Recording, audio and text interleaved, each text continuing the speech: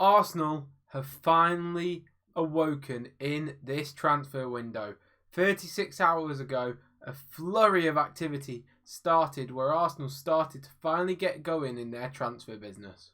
Just like London buses, one transfer was basically announced by David Ornstein, and then loads more information started flooding in, with Arsenal being linked to various players. In today's video, we are going to be discussing those very rumours, but we are also going to be discussing how I believe and predict the summer transfer window to go, potential squad planning from Andrea Berta, and how we believe the squad will fare at the end of the season with the signings that I predict will be made.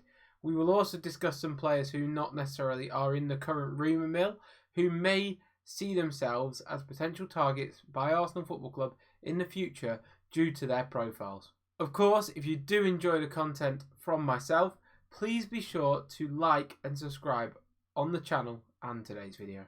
Before we start, please do let me know in the comments below who one signing that you would love to join Arsenal Football Club this summer. From recent links, it is quite clear the positions that Arsenal would like to address in this transfer window. In no particular order, I believe they want a backup goalkeeper, a right centre-half, a left-sided defender for the left centre-back and left-back in case Kivior departs, and maybe a left-back in case Kivior stays. Even still, 2 midfielders in the transfer window, and 3 forwards, David Ornstein has been quoted as stating. Effectively, the 2 midfielders are being brought in to replace Jorginho and Partey. The left-sided defender is to replace Kieran Tierney and Zinchenko's minutes within the squad. And then you're looking at the right-sided defender to deputise for Saliba because Tomiyasu is in no rush to come back, apparently. In terms of the forward areas, Arsenal and Arteta have publicly stated they were short there last season. That is an area that they will probably look to address more soon than not. Personally, I would also like a creative midfielder to deputise and support Ødegaard, as he's the only player we have for that role if Fabio Vieira does be sold. Before we get into the targets and the rumours, let me start by saying I have never seen a transfer window where a team addresses every single area of concern. So to say that all these positions will be addressed would be unrealistic. We will start by addressing the here we goes. Zubimendi, one of Europe's finest midfielders, has been given the here we go by Fabrizio. We've known about it for about 4 months now. He looks like he will be taking up Partey's minutes, playing at that base of midfield. He's a completely different player from Partey in terms of Partey likes to progress through dropping a shoulder and dribbling and then playing a line splitting pass. Zubimendi is more of a tempo control midfielder where he would like to get the ball and play loads of short passes and then do a switch out of the blue.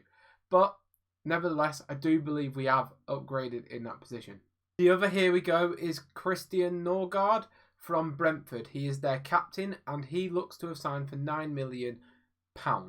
So I do kind of like the deal. I do think that replacing Jorginho and Partey with Zubimendi and Norgard is overall sensible business, but does it raise the level of the midfielders? Probably not. But what do we know about Norgard? Well, he's a 31-year-old midfielder, has a breadth of Premier League experience, is also a leader. He's a bit of a shithouse, which Arsenal do need a bit of bite in that midfield, I can't lie. His age profile, you're probably looking at about a 2 or 3 year contract, which is good because it means that it gives a few years for Lewis Skelly to get comfortable within the first team on a regular basis before his eventual, probable, move to midfield. Norgard is a solid signing, but he is not going to rip up any trees. The final here we go confirmed transfer by Fabrizio at the moment is Kepa Arrizabalaga, the backup goalkeeper. He's got big club experience playing for Real Madrid previously, Atletico Bilbao and Chelsea. He's won 2 Champions Leagues, so has tournament winning experience. And he was very good at Real Madrid. He was very good last season at Bournemouth on loan. Before his loan to Bournemouth, he signed a new deal with Chelsea for $75k per week with the release clause of $5 million in it. Now, I believe Arsenal are matching similar terms as Chelsea are, and Arsenal are paying the £5 million transfer fee for the keeper. Will he be the best backup keeper in the Premier League? Only time will tell. Mamardashvili probably has that crown as it stands, but he is definitely up there. And as a sensible goalkeeper backup who knows the league, is vastly experienced, Spanish, so he sort of comes in with David Raya and Inaki Kanya. There's going to be no issues with bedding in periods or anything like that. I think you can do a lot worse than Kepa Arrizabalaga. So I do think this is a very, very sensible and very good signing from Arsenal and addresses a problem area early doors. They've missed out on Alex Garcia. They've brought in Kepa Arrizabalaga for a low fee, and you can't complain with that type of business. Okay, so we've had 3 here we go so far, and they've addressed the backup goalkeeper, the centre mid starter, and the centre mid backup positions. So there are a few that we need to still address. Left centre back, or left sided defender, right centre half, and 3 forwards. Granted, I do believe that Kivior's going to be leaving. If Kivior doesn't leave, I can't see us getting a left sided centre half or / left back. It would more likely be a more proper left back, as in that's their only position. So let's assess the rumours. Yesterday it broke that Arsenal are in talks with Christian Mosquera from Valencia. The fee is believed to be below 20 million due to a release clause in the 20-year-old's contract. From reports from the likes of Charles Watts, it looks like Arsenal have monitored this player for 1 to 2 years. He's apparently got quite a lot of potential, and other big clubs have been looking at him. Real Madrid were another team that were monitoring the situation. So it looks like there are plenty of teams looking into this talent, but it looks like Arsenal are also progressing on a deal. And if it can be done, I think he's perfect backup for Saliba on that right side, on the basis that he will not expect to start every game. Arsenal centre-back pairing is one of the most settled in world football. You're not going to be able to bring in a Mark Gahey, for example, to come in and not give them assurances of first-team football. Mosquera fits the bill. Young, high potential, physical, and can deputise for a few years before Saliba probably eventually ends up at Real Madrid, and that's when Mosquera will get his chance. According to Transfermarkt, Mosquera can also play right back, and we know Arteta loves a hybrid footballer. On that left side, there were 2 main players linked. Joral Hatto from Ajax and Mark Gahey. Mark Gahey has apparently rejected Arsenal's advances on the basis that he does not want to be a backup player in the World Cup year. He believes he's going to get first team assurances at Liverpool, and that is why it looks like he is going to be going there. With Kivior and Zinchenko potentially departing for Milan, as well as Kieran Tierney being released, then we do need cover on that side, and Joral Hatto is the main link. Hatto has experience in both left back and centre back. He's physically a beast, and yes, he's kind of slightly short, but equally he is very quick to make up for it physically. And if you've got Gabriel Magalhaes to your right, if you're playing left back, then I'm sure you'll be fine aerially, especially at left back. He's so young. Yes, he's inexperienced, but his talent level is huge.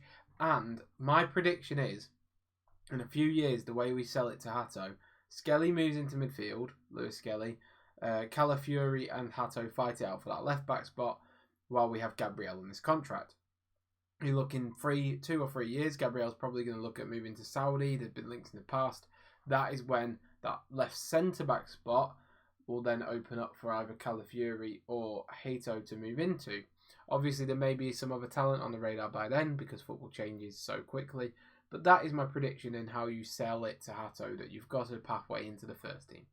Then you've got the left-sided defender covered. Then you've got the 3 forwards, and those are going to start off with a left winger. There's been links recently with Rodrigo and Eze. Apparently, Rodrigo is having a talk with Xabi Alonso after the Club World Cup to decide how he wants to progress with his future. Should that talk not go well, he will be open and Arsenal will look to sign him.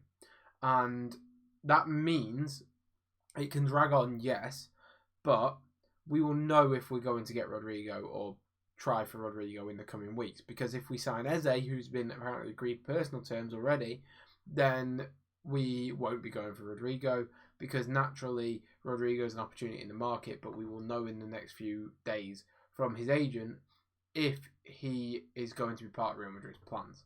So Arsenal will, if they don't sign Eze within sort of 2 weeks or so, you've got to imagine there is an opportunity to get Rodrigo in, and I would love for us to pursue that. Obviously, he's a great player, and one of the better players that we could get at left wing. Rodrigo also provides right-sided cover for Saka, to which Eze cannot really do. He's not shown it in his career. Another link is Rafa Leao. I do like Rafa Leao as a player, but I just don't think the price tag will reflect the ability, as I can imagine AC Milan wanting upwards of 90 million, so that probably won't happen. We'll move on to discuss the other forward, the one that is basically the third placed forward. Not the main striker we're going to bring in, but the potential third choice that we bring in maybe later in the window. And there's been rumours to Johan Bakayoko from PSV. Apparently he's a young potential right-sided winger who is available for around £20 million. Arsenal's interest in Ollie Watkins is very well known. He might be another option as a third attacker that I would love to see. If we were to sign Ollie Watkins, I would like to see Trossard depart. Nothing against Trossard, but Martinelli's got more energy, more vibrance, and Trossard is probably more of that age profile of Ollie Watkins, so you don't want to age up the squad too much. Finally, the last position is striker that is of need. Everyone knows we're linked to Sesko, Gyökeres, Ollie Watkins, etc. But, hear me out. If Gyökeres and Sesko were coming, we could get that deal done straight away, which is why I think Arsenal are looking at another target at the moment that hasn't been stated. And I believe that this target will be a level raiser. I'm thinking Lautaro Martinez, Julian Alvarez, Harry Kane, Isak. Are they realistic? No. Call me mental. Fine. I don't think we're going to get one of these players, don't get me wrong, like someone of that ability where they are genuinely bona fide world class. But Arsenal has spoke, and Arteta, multiple times about market opportunities. Should one arise for one of those players, then we will be ready. And we know that striker is the position we need to get right. It's the main position that we need in this transfer window. So for me, I believe that we are going in the background for one of the world beater strikers. However, I do not believe that we will get one of those world beater strikers. Instead, I think that we will opt for Sesko. And I believe that that will get over the line eventually. But what I do want to actually just caveat this with, personally, I would prefer to get a Watkins for a year as the striker, get a third forward like Johan Bakayoko and Rodrigo. And then personally, what I would like to do is then next year, when one of the world beater strikers, Julian Alvarez, has been another year at Atleti, with regards to Isak, he's got 2 years on his deal left at Newcastle by then. Then we can potentially bring him in. Someone a bit more polished than Gyökeres and Sesko would hopefully be available, and we could then do that. But at the end of the day, if Arteta wants Sesko, get him Sesko. Don't mess him about. He's not had a striker since he's basically come to the club, other than Jesus, and Havertz converted into one. So it's about time we back him in the forward areas. So Arsenal's summer has kicked into life. For me, the dream signing would be Isak. It's never going to happen. Who is your dream signing? Leave it in the comments below. I'm going to put the squad list that I predict by the end of the summer transfer window us to have from this video on screen now. So let me know any changes, any amendments, what you think Arsenal will end up with. Obviously, as I caveated at the start of the video, football is a cruel mistress. The business of transfers is quite hard. It is likely that Arsenal will not get every single position sorted, unfortunately. Hopefully, though, with positive window, we can look at Challenger and Major Honours and hopefully win the league. Anyway, let me know your thoughts in the comments below. Thank you very, very much for watching. I hope you're liking the new style of video. It's a bit more polished, it's a bit more edited, and it's a little bit just better. I can't lie. Also, the new thumbnails. Thank you for watching, and I will see you next time. Goodbye.